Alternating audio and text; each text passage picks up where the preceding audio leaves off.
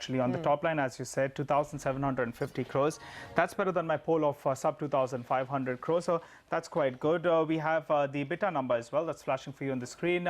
It's at around 558 crores. So good going over there as well. In terms of margins, it's more or less stable with regard to what we were expecting. The reason why you're seeing such a big beat on the bottom line, our poll threw up a number, the standalone poll threw up a number of around 450 crores approximately. It's coming at around 590 crores. But you need to note that the other income, that's coming at around 330 crores. That compares with around 230 crores. So that's point number one. Point number two is that the finance costs have declined. It's coming at around 15 crores. That compares with around 40 crores. So that's a second point of that. And that's really what's leading to a big jump over there in the bottom line. But these numbers, they're looking very good, Sumer. In fact, let's just take a look at the segmental performance as well.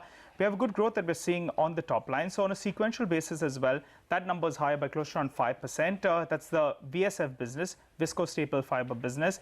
And on a year-on-year basis, that number has jumped close to around 15%. So good going over there as well. Even on a sequential basis, if I take a look at the chemicals business, over there the numbers have stayed more or less stable, though there is some margin pressure that we're seeing on the chemicals caustic soda business, because it's coming at around 162 crores. I'll just try to put those numbers down, and that compares with around 180 crores on a sequential basis. So the reason for the big beat on the margin front has to definitely be the VSF business. That's looking quite good. A bit of around 313 crores that compares with around 265 crores. Just to educate our viewers, remember for Grasim, majority of that share price that you're seeing on the screen of around 900 rupees, majority of that comes in from their holding in Ultratech Cement. That's a cement business. So this is a smaller part of the business. Nonetheless, these numbers are looking quite good. Let's get in Gaurang Shah then.